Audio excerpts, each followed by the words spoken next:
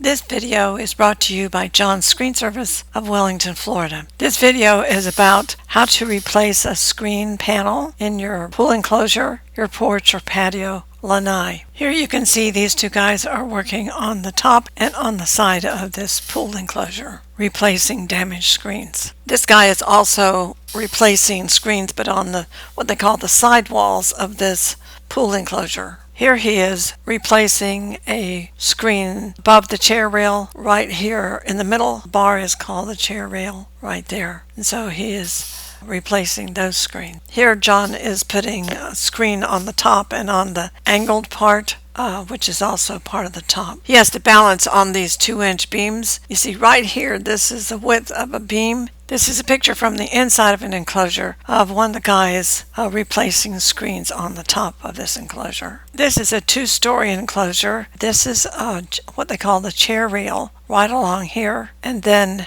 this is above the chair rail, and then this is another one.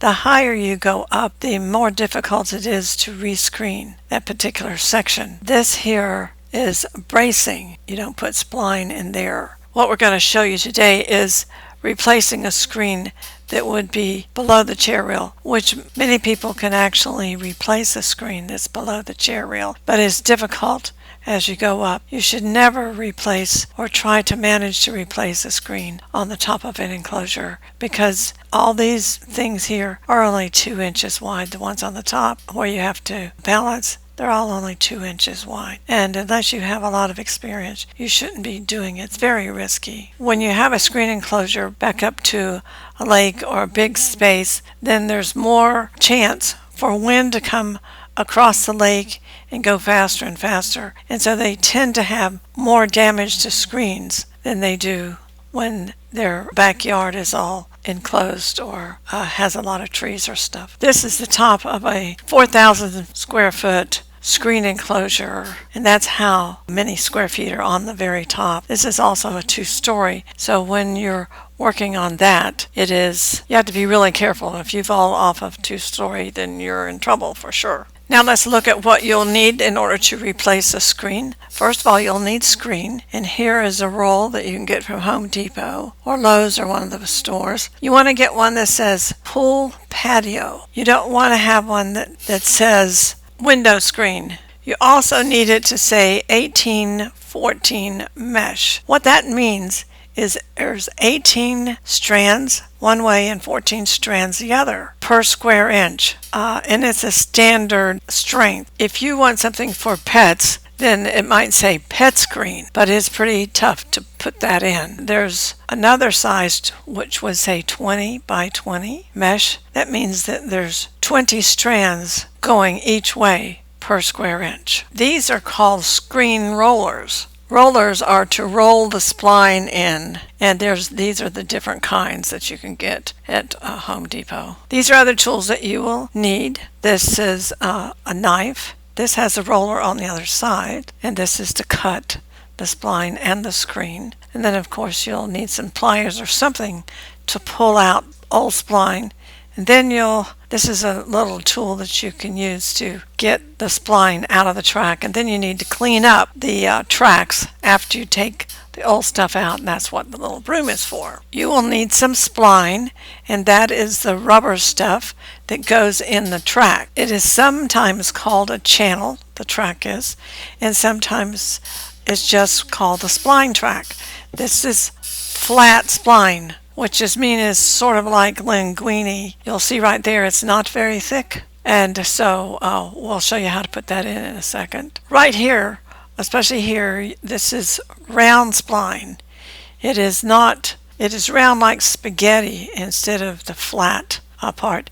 Now it's important that you put the right kind of spline into the track, because if you put the wrong spline, or the spline that the track was not made for, it doesn't stay as well, and sometimes it just pops right out.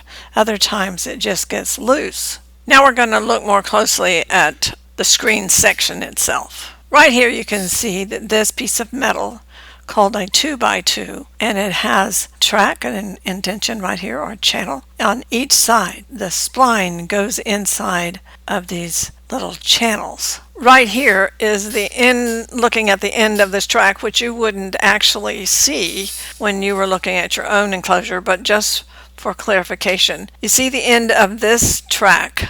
This blind track is flat and it has a little lip-like fair right there. This is for flat spline. You can't tell as easily over here, but this is for round spline. And the little overhang here, the little lip, is a lot more narrow, so when you stuff it in there, it doesn't stay as well as flat spline does. There's also little grooves along this track to help this stay in. What these little spaces are for, inside screws when the channels are put together or connected together. Don't worry about that. I just wanted you to see. This is the top of the 2x2 or the rail, or where you put the spline track. It's right along here. Now the screen goes inside of this track. Then you put the spline in it. The screen really never goes across here. It only goes here, and then that's the screen panel would be there or here. You never have the screen go across here. So you wouldn't put the screen right here and then go down here, because it doesn't work like that. One of the reasons why it doesn't work like that is because the little lip is on the outside. So you stuff it in here and it sort of goes over this part of it and to the screen. If you had it to go this way, it would just pull it away from that little lip. It would for sure not stay. Here you can see there's round spline in this track, and I just left it out over there so you could see. And here is flat spline. What you need to do, good idea, is without the screen in there, try to put the spline inside of the track. Sort of stuff it in there. It's easier to kind of practice with it without screen in it, and then put the screen in. It's easier to know. Well, make sure that you put the flat side down on a flat track or flat spline. Here is round. Now, if you put,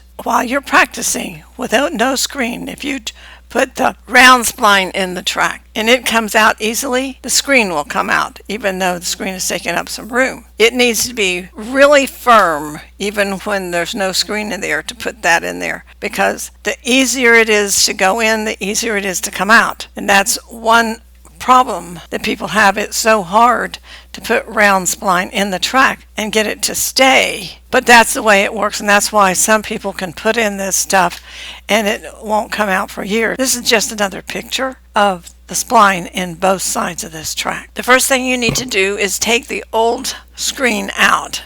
And the way you do that is just take that little tool that I showed you earlier, kind of start digging it out, and then you can either just rip it out or take this pliers, and it comes out easier that way.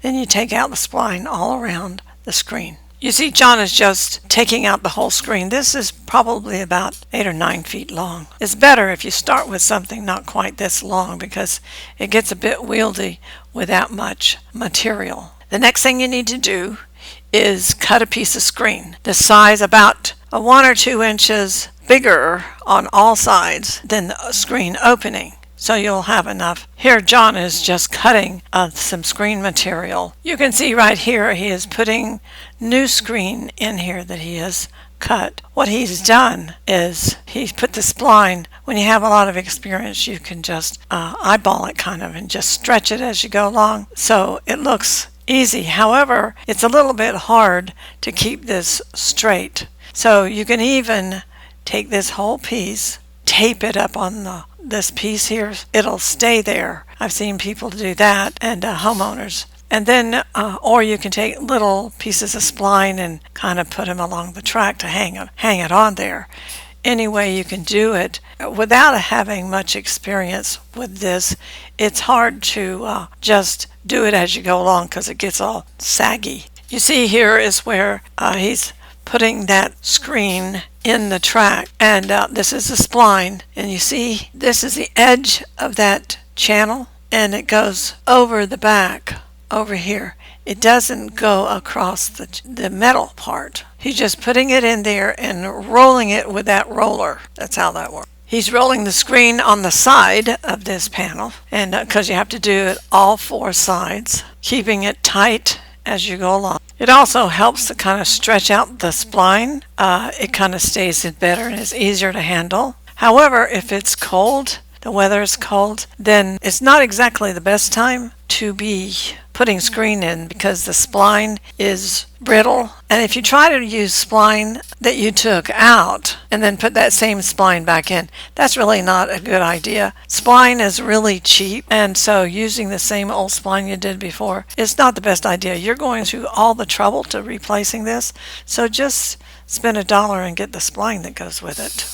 Next thing you need to do is trim the edges. There's 2 ways to trim the edges. The best way is put the blade away from your main screen here, because all you need to do is slip once and now you got to do it over again because you put a hole in it. So have the point of the blade is toward the metal. You see right here, if you point the blade down toward the screen, you see how easy it could be to slip and make a hole there. Now you got to start over again. It's not extremely difficult to put screen in a pool enclosure, but it is sort of difficult to put it in and make it stay. A lot of customers of ours have actually tried to put screen in and then it just comes out or stays for a few months, or the dog runs into it or anything and it just comes out. It does take considerable elbow grease to do this, especially if you are putting round spline. There are people who put round spline in a flat track. It sort of stays,